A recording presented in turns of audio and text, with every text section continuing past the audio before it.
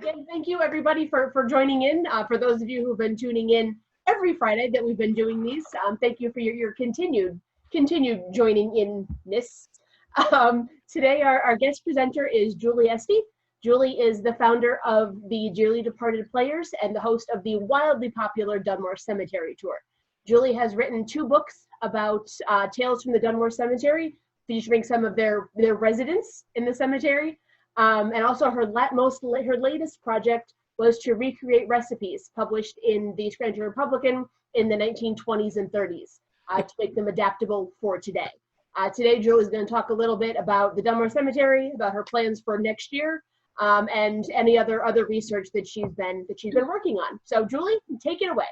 People have been asking what's going to happen with the Dunmore Cemetery Tour 2020.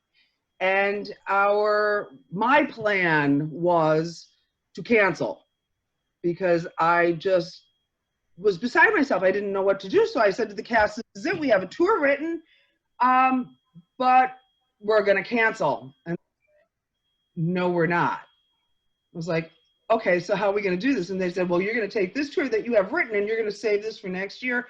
And we're doing a drive-through tour. So I went home, I wrote a whole new tour, and we're doing a drive-through. We're going to do one day, which will be October 4th. Usually the tour runs from 2 to 4. I think I am going to extend it this year, probably from about 1:30 to 4:30. The mayor's office in Dunmore and the Dunmore police have been amazing so far. They said with so many events canceled, they will do everything they can to help the Dunmore Cemetery Tour happen. So what we're probably going to end up with a very, very long procession going through the cemetery. And what will happen is you will be given a tour program with a map, and you will get fast facts going through, which will show you different folks. And of course, the Dearly Departed Players will be along the way. So you're not going to get lost. We're going to have the route marked. You'll be able to see, who's who on this program. You will be able to take the program and do a tour on your own at any point after this, because you will now have the information to do either a walking tour or a driving tour. And we got some really nice support from LHS, Space Time, Carlucci Golden DeSantis Funeral Home, Miller Bean Funeral Home so far. We're going to have different places decorated with fall theme, with pumpkins and things like that, nice wreaths, so that it's kind of prettier than it usually is. And we've cut the route down so that people aren't going all over. They're going to be able to a pretty straightforward drive through, and we're still collecting for Feed a Friend. So that's our story, and we're sticking to it. So I kind of wish us luck and hope that we do this and that we don't have to do it again. Well, that's great, Julie. I'm glad you have a plan, and you'll be moving forward in the fall. Yeah. It would break our hearts. I mean, it's a bad year for folks, and we know people are going to need those Feed a Friend donations. We could have done without a tour, but we collect a lot out there. So even if we only, some is better than none. So that's it. We're going with it. Anybody that joins us, they're going to have to be patient. We're going to go through. The cemetery has been wonderful. And you know what? We all just have to adapt this year and make it work. And it's better than nothing. So we're going to go for it. So that's that.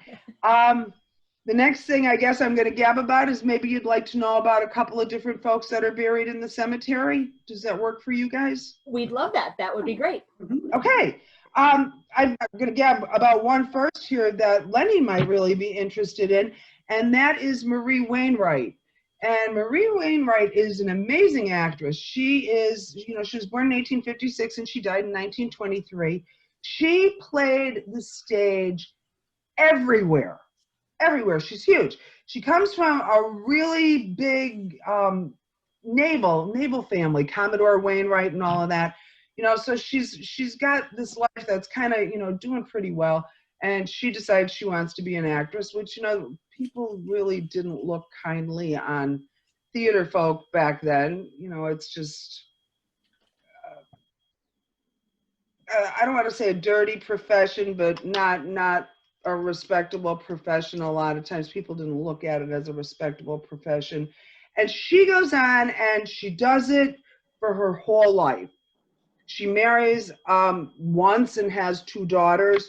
The girls that she has, Gertrude, goes on, like her mother, to be involved in theater. And what she does is she does theatrical presentations of blind students. And she loved it because she said, you know, blind students have no fear of an audience. You know, they just walk out on stage and they do their thing, and that's that. And Gertrude is also out in section 10, you know, buried next to Marie. Marie is awesome. There she is. I mean, I don't know. Can you guys see her? Yes. Mm-hmm. Yeah, She's just amazing. Like I said, she plays all over the country. She does go out of the country.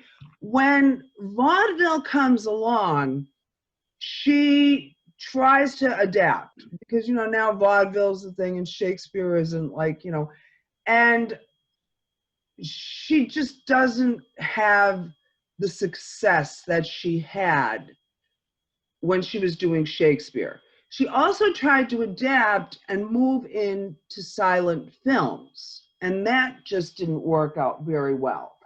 When she was doing Shakespeare, she was married the first time to a man named Winston Slaughter, and then she gets divorced. Well, the next thing you see that she's married to another great Shakespearean actor, Louis James, and we've got, I don't know if you can see them here. Does this work? Let's see. Can you see it better?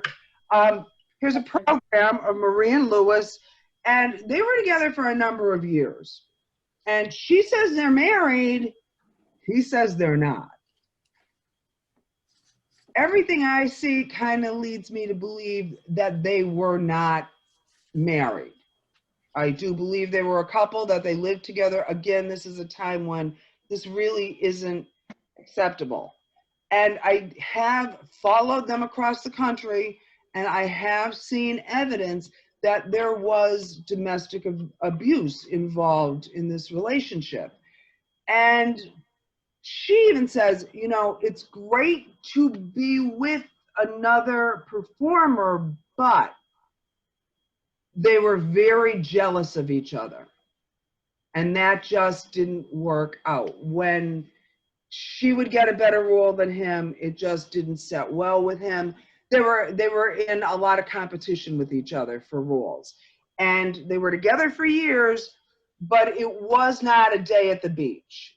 You know, and she's big. She's playing with Booth. She's playing with the Booth Salvini Theater Company. Marie is big. In fact, Marie even had tobacco cards made with her on, and I am fortunate enough to have one. And what I didn't realize was, I forgot I had this. I have a handwritten letter from her.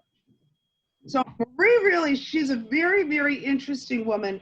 So there's also an account, and I didn't put information on it today, but during the course of her career, she ended up on, I believe it's the ship named the Menominee.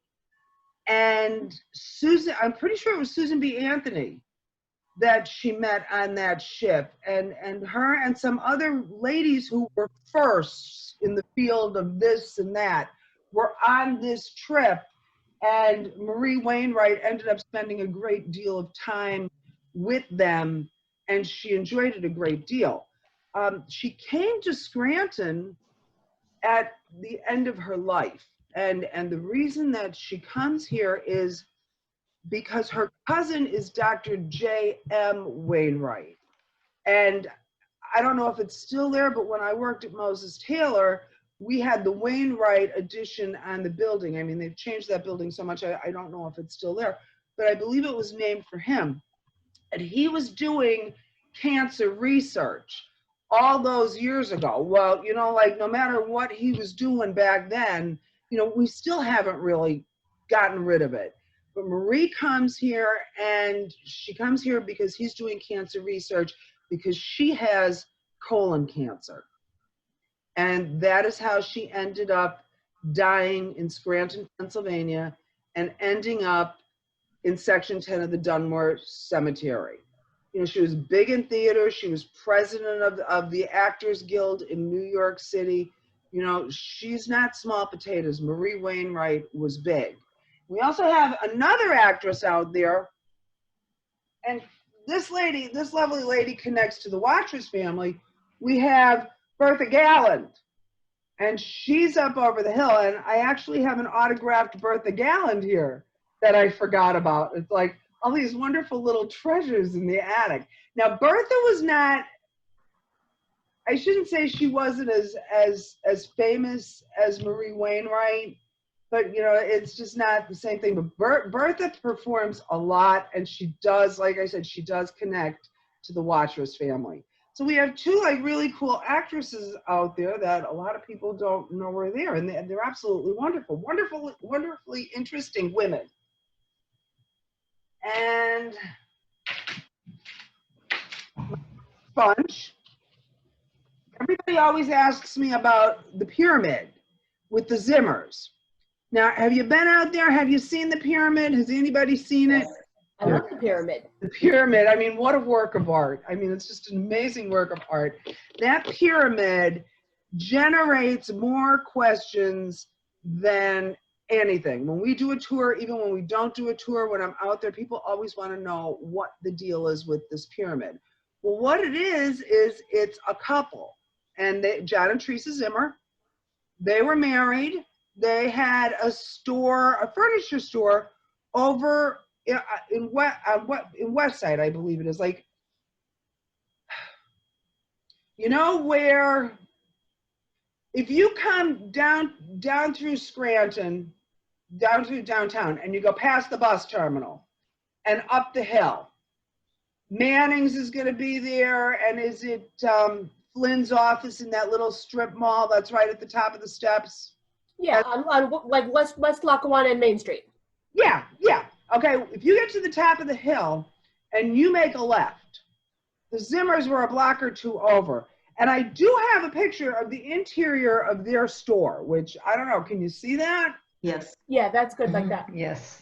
They've got a nice deal going on, okay? They've got a really cool furniture store that's doing very well, right? They're working it together. They live in Elmhurst. What happened to them was they decided that they were going to go on a business/pleasure trip out west to a furniture convention. And they got to Corning, New York. Their train was stopped on railroad tracks. It ended up being hit from behind by another train. And it had devastating results. The Zimmers were killed. A young lady, another young lady from Scranton who was in Forest Hills, Edith Hess, she was killed. We've got a woman over on Washburn Street that was killed. The Zimmers, that pyramid, that's what happened there. And from that pyramid, it ends up, like when you follow that family through, there's just so much sadness connected to it because they had two boys. And, you know, now these boys, even though, you know, they're in their later teens, they're left without parents. They're left with this furniture store to operate, and they do. And the younger boy has lung problems, tuberculosis. He ends up in, he goes to, I believe it's Saranac in New York for people who have tuberculosis and consumption and stuff like that. So he spends time up there. And unfortunately, if you follow it through, the brothers sadly end up fighting. And you know, I believe it stems from this whole thing of being left with the responsibility of taking the store. The younger one ends up with a county health director as a guardian. And I believe that he's probably placed in guardianship with this man because the Zimmers were Christian Scientists. And I think that possibly they might not have been taking care of his illness the way some people would have liked it. And if you follow that through, the whole thing that went on with this boy being in guardianship was he was really taken advantage of. I'm going to be straight up. He was being used, and he was being taken advantage of, and he dies young. And the family continues to send back cremains there. That pyramid holds cremains, and I think the last bunch was sent back in the 90s at some point. The family picked up and moved to Florida. And I have been trying to track them, and eventually I am going to hit on the Zimmer family. Like with Irvin Payne, the Medal of Honor recipient, what I did one year was I blanketed the state of Florida, everyone who had the name Payne, with letters. I found them, you know, use phone books and stuff like that. And eventually I got a talking about the I'm sorry? What? Anyway, eventually I got a hit. The folks had to prove to me that they, that they were the right family, and that's how we found the Medal of Honor guy, by just sending all these letters to the state of Florida. But that's the deal with the Zimmers, and I was fortunate enough years ago to come on this amazing scrub brush. It's a furniture brush, and I just love this. And you'll see that it says furniture carpets, where furniture and carpets, and where rents are cheaper. They were at 121, 123 North Main Avenue, and I always wondered what was the deal with where rents are cheaper. Like, I couldn't figure that out. Well, here, John Zimmer, what he did was he kept like a list of apartments in the area. So it was kind of like, I shouldn't say a union hiring hall, like when you needed a job, you went there, but you went in there because he's got a list of where all the available apartments are and in your range bracket. And that works really well when you're bringing people into your establishment that are moving into a new place, because they're going to need furniture. So John Zimmer was kind of on the ball there, and their deaths were absolutely horrific. When you see the reports of how severely their remains were just mangled, and then when the boys the boys have to go to New York to get their parents, and Teresa was identified by the buttons on her clothing. So you know how, and a beret. So you know how bad they had to be. People ask me why they think it's a pyramid, why there's a pyramid out there. As I said, the Zimmers were Christian Scientists, and there was a to-do with a pyramid in, I think it's Bow, New Hampshire, that had something to do with the Christian Scientists, and eventually that pyramid was blown up. Mary Baker Eddy, I believe she has something to do with Christian. I'd have to look at my notes, but the pyramid was for her, and it attracted so many people and became such a problem up there that they eventually blew this pyramid up. And I do believe that is the reason that the Zimmers have a pyramid, because of their being involved in Christian Science and some connection to this pyramid in Bow, New Hampshire. It actually works as an interesting timepiece if you're out there. At certain times you can look at it, and by the shadow in the road, you can tell what time it is. So it's a nice little thing going on there with that. And what else do we have over? My coworker is still sleeping over here on the bed. Is it okay if I'm talking? Like, should I keep going, or like, do you need me to stop? No, you're good, Julie. If you have like maybe one or two more. Yeah, that's what I have. One or two. Yeah, perfect. One of the folks, well, actually, two of the folks that are going to be spotlighted on our little drive-through tour, and I love working with this bunch, is Gustav and Clara Miller. Anybody that spent any time in the cemetery knows that for ages, the Miller Mausoleum was bricked up. And a few years ago, the Miller Bean family went over there. They got it all taken care of. They opened it up. There's these beautiful planters out in front of it. They put a beautiful new wrought iron gate on it. They've got a bell on it. They have lighting in there, a chandelier.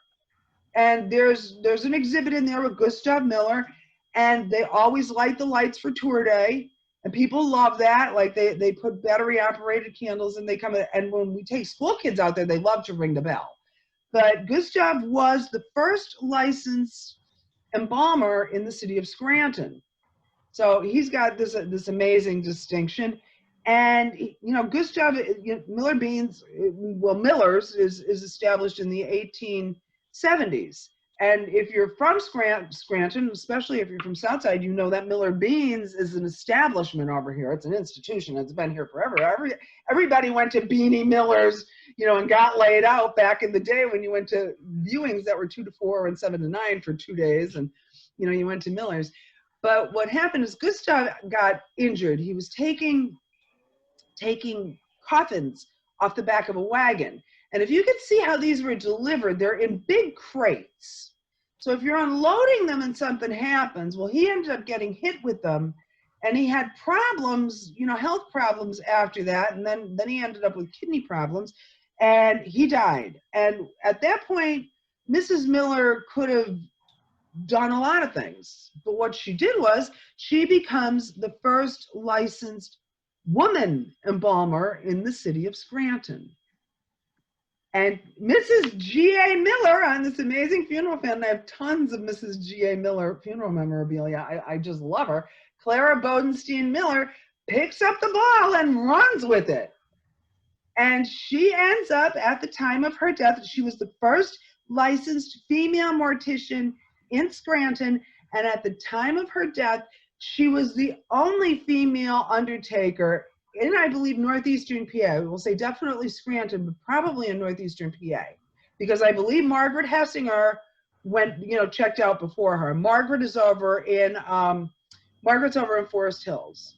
But you have Mrs. G.A. Miller, Clara Bodenstein Miller, and this is one of those amazing folding funeral fans from Mrs. Miller, and she's just a lady that rocks in Scranton history.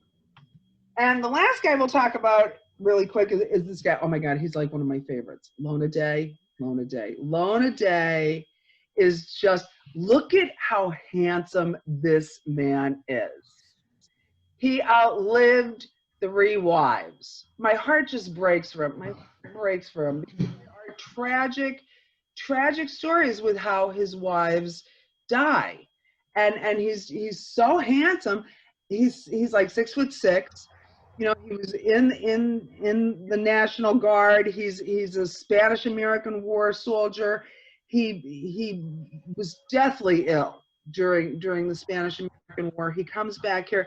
He's with the police force, the Scranton police force, from 1895 to 1922, and he's chief of police from 1902 or 1903 until he retires. And he just has the funniest stories. He has the funniest stories. I mean, I found one case where he went to a circus and he went to see the tall woman. And the tall woman's brother abandoned the family at some point or whatever. Well, now she sees Lona Day in the audience and she thinks it's him. Oh, this is her long lost brother. Well, she jumps up and down and she jumps up and down. And when she jumps up and down, she collapses the stage. And she ends her Lona, and because she thought Lona was her long lost brother. Then I have another case where you have these little girls from Carbondale or Peckville, somewhere up the line, okay? Far enough for like little girls who, well, they didn't like their teacher. They didn't like their teacher. And they said, you know what, we're out of here. So what they did before they left to go home for school that day was they went and they got some of their mom's canned stuff and they put it in their bags or whatever. And they said, you know what, after school, we're bailing. So they decided to walk to Scranton. And they did it. Well, now they get here to Scranton and it's cold and it's dark. And then, well, what are we going to do? Well, one of the beat cops found them and took them up to Lona Day and says, I have 2 hardened criminals here for you. Brings them in. And he's like, well, we're going to sit down here and we're going to talk. Like, what do you have in your bag? Well, they had jam and jelly, and it's like, okay, well, we're going to sit here and we're going to have some jam and jelly, and, you know, what's your little tale of woe? So they said, no, we don't like our teacher, blah, blah, blah, blah, blah, blah. And he's like, well, you know, but you got to go back. Well, now they're like, well, if we go back, we're going to get beat. So what he does is he gets one of his officers to get a regular car, regular clothes, take these girls back up the line, and tell their parents that they are being returned, but before you beat them for running away, you need to think about this for a day or two. Then you can beat them. You know, because after a day, you're going to be so happy your kids are back or whatever. Like, he's just Lona Day rocks. Mm-hmm. So thrilled. And now, I don't know if you guys know it, but now I have Gertrude Hawk out there in Dunmore. So it's just like, and I'm doing so much more research on the folks in the Home of the Friendless section, the ones that are under the numbered stone. I figured out how to identify them and match them up. So there's probably going to be another book. I was thinking of doing a theatrical with these women, because they're amazing, amazing stories from the people with the numbers on them. So that's where we are in the cemetery. That's excellent. I'm glad you brought Lona Day, and he's one of our favorites too. Oh my God, I love. Section You know what? Carrie Nation. This photograph. What happened was, and I busted up crying in the police office, in the police station, when I was writing about him. I found a photograph, and I was pretty sure, or actually what happened was, I got in touch with the police department, and they thought they did. They thought they might have had a photo of him, and it was behind a bunch of file cabinets, and it was something that was thrown in the garbage, and somebody picked it out and had kept it behind their file cabinets for years, okay? Mm-hmm. So I sent them a Xerox copy of a bad photograph. They wanted to send me the photo and have me identify it. And I said, oh no, you're the police. I am going to send you what I have. I need you to tell me if this is him. Okay. And they got back to me and they said, we do believe that this is him. Well, they took 97-20, like it was like Arlo Guthrie, the 27 8x10 color glossy photos with the circles and the arrows and the descriptions on the back, and they had it all ready for me. And I went down, and the police officer handed the envelope through the little drawer. It was like Silence of the Lambs, you know. They're okay, Clarice, here you go. All right. And when I picked the envelope out and I opened it, the policeman said to me, what relationship is he to you? And I just busted up crying and I said, none at all. Just so happy that after all these years, we could identify Lona, and that he was identified for the Scranton Police. And once we identified him, I could identify him then at the GAR Museum, because they've got pictures of him. And a little known fact about Lona was he actually established a crime museum here in Scranton, where he had weapons, he had pieces of ropes from hangings and things like that.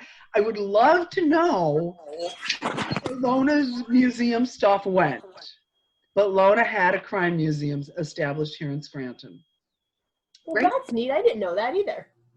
Well, there you go. That's my story, and I'm sticking to it. Does anyone have any questions for Julie? No, I have one. Oh, go ahead, Charlie. Julie, you didn't say, did he marry that tall girl from the circus? Did he what? Marry that tall girl from the circus? No, he did not. He married a lady, just dating, whatever. He marries the first woman, and they have a baby. And she dies shortly after that. I think I'd have to look in my book over here or whatever, from something like pneumonia, or for some reason, pernicious anemia is sticking in my head, because back then anything could kill you. So now here's this man who's left with this young baby, and he gets called off to the whole Spanish-American War thing, or the reserves, or whatever's going on. So his mom was left to take care of this child. And then he comes back and he marries another woman. And again, a normal dating situation, whatever. And I believe that they had 2 sons, which I'm finding those boys going out west. And the wife dies again. So, well, it's not like the first wife died. You know what I mean. Well, then, toward the end of his career, he marries a woman from the Petersburg section. And I'm thinking, oh my God, this is wonderful. You know, here we go toward the end of his life. Lona's going to retire and live happily ever after with this lady. And she has a stroke. She died.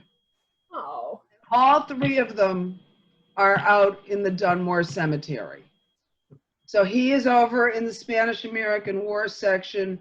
One of them is in, actually I think 2 of them might be toward the home of the friendless, and the one lady is up on the top. So they're all on one side of the section, and he's on the other over with his comrades. You know, just a great guy. Oh, and the stories connected to him are just, he was larger than life. He really was. Like when you look at Lona, they're documenting the stuff like when he's on bike patrol, and he's like Superman. He's like a superhero here. And I just love him. And I'm working on something now that's absolutely horrific that happened in one of the really bad neighborhoods.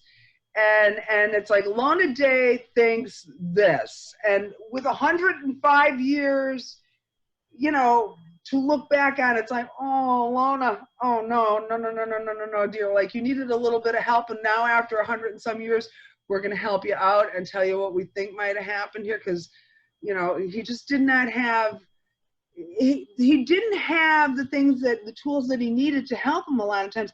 He is amazing, though, because he's the one who really establishes, it's under his watch that we get a better Bertillon system, which is, you know, your mug shots and you're measuring from fingers to whatever to be able to identify criminals. And he puts in better call boxes too throughout the city. So the police force really did progress under his tenure.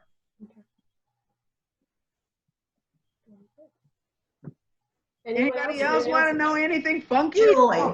Julie, I remember one of the cemetery tours, you were a temperance lady, and you came running down the hill yelling that Lona B. Day was after you. Yep. I still remember the name from then. Carrie Nation. Carrie Nation came to town, and he was not, Lona Day was not well, nobody, if Carrie Nation came to Scranton today, nobody would be happy, because we still have a bar on every corner. Huge in the Lackawanna Valley. I mean, what else do we have to do a lot of times? You know, but they did not want Carrie Nation in town. That woman is going to cause a freaking problem. You know, so everybody was worried she was going to come in and smash up their saloons and just create all kinds of chaos and destroy their business. And she wanted to speak at Nayock Park, and she had a huge following. And, you know, some of what, like, I do think Carrie might have been a bit radical, maybe. You know, maybe she was going about things a little bit you know, and I'm being mild, because really I do have thoughts on Carrie. You know, you just can't go into somebody's place and smash it up with an axe. But I mean, she was right, because, you know, back then there was so much abuse. Not just physical, there was mental, there was financial abuse. You've got women that are staying home, and you've got these husbands, and again, nobody can blame them. They've got terrible, frightening jobs. They are coming out of the mines, and nobody can blame them for wanting to sit in a bar and have a couple of beers and shots, or beers and tomato juice. That's my personal favorite. I love it. But now they're going to go home and they're going to beat their wives. I mean, my grandmother was one of them. You know, because it's not a very happy situation here all the time. So Carrie Nation comes into town and she's saying that alcohol destroys families. Well, we know that it does. So she was right. But the way she went about it, nobody here in Scranton wanted that. So she's at Naog Park. They get her on having a license, I guess, to speak. And she said that she was arrested more times in Scranton, Pennsylvania than anywhere else.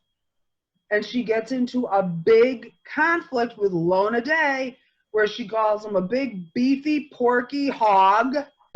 and she's just like, I would have loved to have been a fly on the wall in the office, you know, but yeah, Carrie Nation was here and she raised a fuss and he was not happy.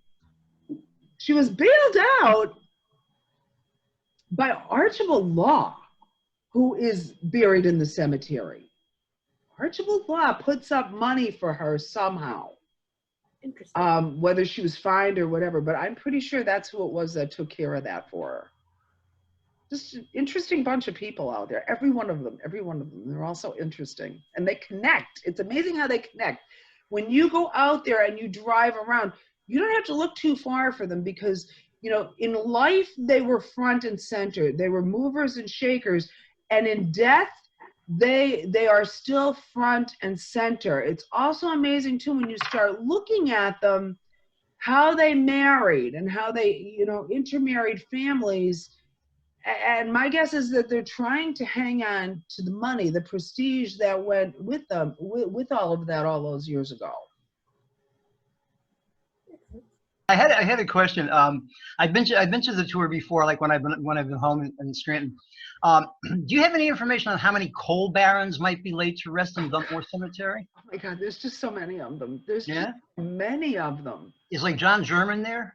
German's over there. I mean, you've got so many of your capitalists, and if they're not big coal barons, you've got so many of them that were smaller people that were involved in trying to do their own thing, or mines that weren't on as grand a scale as some of the others. I mean, it's just all over the place. There's so many. The Von Storches over there. Some of them, yes, they are. They're there. The ones that were moved from over behind Narika's. They're over in section 9, I think. Yeah, they're just everywhere. You got the Crawford Shepherd, you know, just you can't throw a rock without hitting one of them. and I shy away from them because I went through a phase where I had people that were not happy about them, because when I was working at Moses Taylor, I worked in X-ray, and once a month the miners would come in and get X-rayed for the coal clinic. And I don't even know if that's in existence anymore because they could all be dead. And there were so many people who just said, you know, that they did not want to hear about these men because their grandparents and their parents died. They felt that they died at their hands. I kind of, you know, yes, they're there. If people have questions, yeah, we'll answer them. But that's one reason that I try to keep them off the big tour. Besides, you know what? There's so many cool folks that weren't famous that have amazing stories. I was working on one earlier this year. Like, we're all thinking that we're so isolated. And, oh my word, like we can't see anybody and we can't go anywhere. Well, I found a gentleman out there who was a weatherman in the Arctic. And he was also part of the Greeley Relief Expedition, which that's a bunch of guys that are stranded out in the Arctic for, I think, about 3 years. In fact, this gentleman he would have been on the tour this year. He will be on the tour next year, and we'll put out all his information. But it's like, you think you know isolation? You don't know what isolation is until you are at the other end of the world in a place that wants to kill you. I mean, the Arctic wants you dead. You don't belong there. And this man spends all his time out there, you know, so constantly finding these amazing, amazing people. And they are the small people. They're you. They're all of us that make up this great tapestry that is the Lackawanna Valley. So, you know, we can't, you've got to, how can you leave these people out? And there's some of them, it's just like, I look at them, it's like, oh my God, like I can't leave you behind. You know, so like you have to pull them out of the archives and you know, they're fresh, they're new, even though they're not. And it's just wonderful to find them and give them a new voice. Sometimes I think it's maybe giving them one last voice, you know, to be heard just one more time. They're just a wonderful group of people, and everybody that comes out and supports the tour, they're a wonderful group of people too. I just have one other quick question. Because of COVID and all that, this year, will you have more detailed information about the tour on your Facebook page? Yes, in fact, that's where it's going to go. When I started this today at 2, I scheduled a post to drop onto the page at 2 o'clock so that people would know that there was going to be a drive-through tour. Now, fathom, if only a percentage of the people who show up for a cemetery tour in a regular year show up for a drive-through tour, imagine the traffic havoc that create in Dunmore. Okay, like it's just like, oh my God, I'm gonna blow the town apart. They're gonna kill me. And I called the mayor, and the mayor was just like so cool, and the police called me right back. I mean, they called me right back, and they're like, whatever you need. So my guess is that we're probably gonna block off streets and have people come in one way. And you're all just gonna have to wait your turn. Yeah. And it's just gonna be a 5-mile-an-hour thing all the way through. Now, you're not gonna be out there for hours and hours. You know, everybody's gonna drive through, and as I said, scattered throughout, you'll have the dearly departed players, and some of us might ignore you or wave to you, or maybe, you know, they're dead. They could be doing something maybe that they did in life, you know, but it was the only way we could figure, and it wasn't even distancing us because we can stay away from each other. We could not keep 800 people on a Sunday away from each other. We can't distance that. So now everybody hopefully can go with the flow. We're just begging you, like, just this one year, just please adapt. We know there's probably going to be bugs. We know it's probably going to be, you know, but we're trying, which is better than not doing anything at all. Mm-hmm. It's going to happen. You'll drive in. You're going to get a program. There's going to be a map. There's going to be your fast facts. You're going to see who's there. You're going to go through. You're going to look at them. You'll be able to do it at another point. You're going to see us. Like I said, some folks are going to decorate, which will be wonderful to have, you know, fall and pumpkins and stuff out there. And really the point is it really all about a tour this year? No. It's about us saying that we can do this. And we're a community, and we can stick together, and we can go out there, and we can beat this year, and we're going to make it. So that's the deal. So let's just go out there and hope for the best. I'm scared. Very good. So, but October 4th, stay tuned for more details as they come available. We hope everybody can make it. We're thrilled that you're still doing a tour this year, in whatever form it will take as a drive-through. And again, thank you again for your time, for joining us today. We're glad that you're there to talk for all these people who are in the Dunmore Cemetery. It is nice to have their stories heard, especially the ones that don't have the names that you recognize. Of course, our buddy George Catlin is in the Dunmore Cemetery as well. So we hope whenever you go, you stop by and visit him. We understand he's going to be decorated. Okay. We understand that George will have some nice fall things to showcase him this tour. That's good. Your stories were terrific. I really enjoyed them, and I like the way you centered around the cemetery to bring them to life, and their legend lives on. So that was really remarkable. I really enjoyed the program. We're trying, and every year it is different. You know, there's just so So many people, every one of them out there is a beautiful story. You just have to, that's my job. That's my job. And you do it well, Julie. Yeah, great job. Thank you. Excellent. It was a pleasure gabbing with all of you. And again, thank you everybody for joining us. Our next Lackawanna Pastimes program will be in 2 weeks on September 4th. Our presenter will be Janice Gavern. Janice is a veteran. She's very involved with the American Legion. She'll be talking about 6 women from Lackawanna County who fought in who were involved in World War I. Most of them were nurses, but she'll be talking a little bit about each of those. So we'll be spotlighting 6 women from World War I, who may actually be in the Dunmore Cemetery. You know what?